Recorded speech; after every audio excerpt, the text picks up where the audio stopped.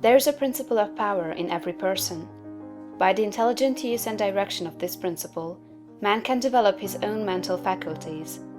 Man has an inherent power by which he may grow in whatsoever direction he pleases, and there does not appear to be any limit to the possibilities of his growth. No man has yet become so great in any faculty but that it is possible for someone else to become greater.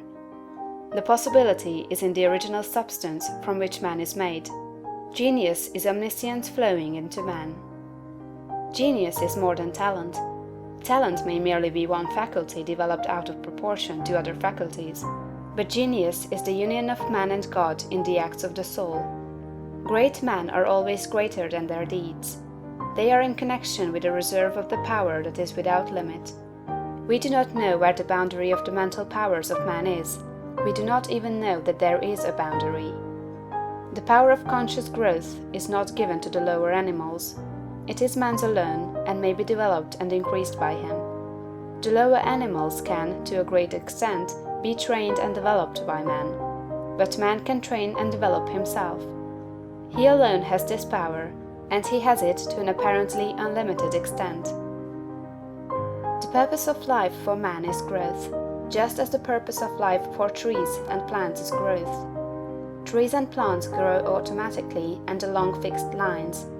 Man can grow as he will. Trees and plants can only develop certain possibilities and characteristics. Man can develop any power, which is or has been shown by any person, anywhere. Nothing that is possible in spirit is impossible in flesh and blood. Nothing that man can think is impossible in action. Nothing that man can imagine is impossible of realization. Man is formed for growth, and he is under the necessity of growing. It is essential to his happiness that he should continuously advance. Life without progress becomes unendurable, and the person who ceases from growth must either become imbecile or insane. The greater and more harmonious and well-rounded his growth, the happier man will be. There is no possibility in any man that is not in every man. But if they proceed naturally, not two men will grow into the same thing or be alike. Every man comes into the world with a predisposition to grow along certain lines, and growth is easier for him along those lines than in any other way. This is a wise provision, for it gives endless variety.